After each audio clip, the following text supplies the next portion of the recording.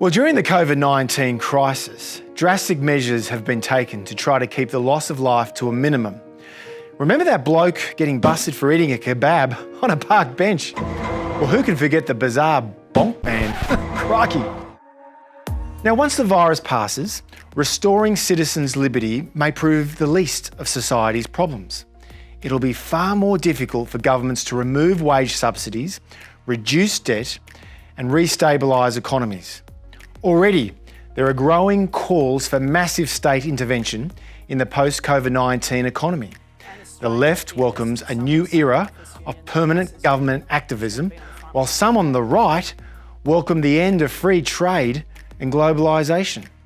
Meanwhile, calls are growing for slashing immigration. Yes, relief in a crisis is a proper duty for government. But if we really want to emerge stronger from this crisis, there should be no ideological validation from the emergency measures designed to save lives. Remember, higher levels of government intervention in the economy will only lead to sclerosis, the raising of taxes, the suppression of enterprise, and unsustainable debt.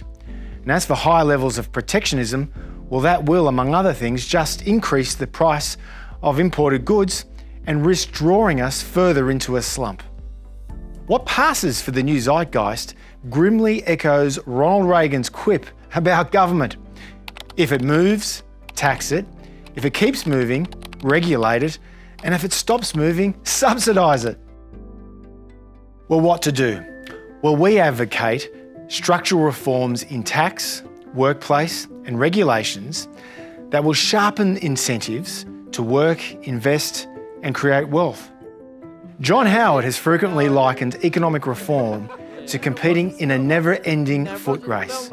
You know you'll never reach the finishing line, but you dare not stop because your competitors will surge past you. So if we ignore reform, if we slash immigration and we turn our backs on globalisation, how will we grow the economy and weather future external shocks? We'll be headed on the road to ruin. A shocking legacy for our children, grandchildren and great-grandchildren.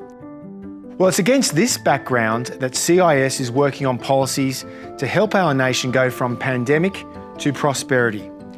An independent voice such as ours is needed more than ever, and your generous support today will advance our evidence-based policy agenda to turn today's crisis into tomorrow's growth and prosperity.